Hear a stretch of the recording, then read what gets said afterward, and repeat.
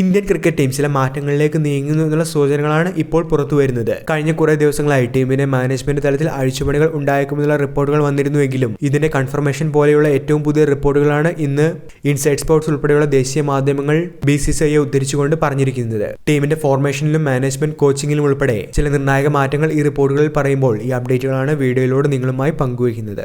വീഡിയോയിലേക്ക് കടക്കും മുൻപ് ആദ്യമായാണ് നിങ്ങൾ ഈ ചാനൽ കാണുന്നതെങ്കിൽ ഏറ്റവും പുതിയ ക്രിക്കറ്റ് അപ്ഡേറ്റുകൾക്കായി ചാനൽ ഇപ്പോൾ തന്നെ മറക്കാതെ സബ്സ്ക്രൈബ് ചെയ്തു വെച്ചേക്കുക.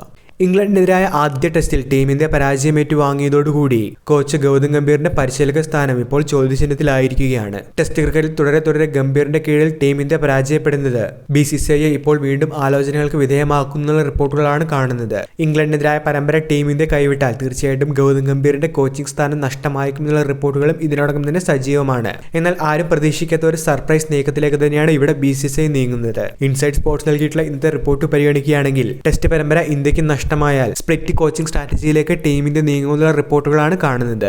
ഇതിൻ പ്രകാരം ഏകദിന T20 ഫോർമാറ്റുകളിലേക്ക് മാത്രമായി ഗംഭീറിന്റെ കോച്ചിംഗ് സ്ഥാനം ഒതുങ്ങുമ്പോൾ ടെസ്റ്റ് ഫോർമാറ്റിലേക്ക് ടീം ഇന്ത്യ VVS ലക്ഷ്മണെ കോച്ചിംഗ് സ്ഥാനത്തേക്ക് എത്തിക്കുമെന്നുള്ള റിപ്പോർട്ടാണ് ഇന്ന് വന്നിരിക്കുന്നത്.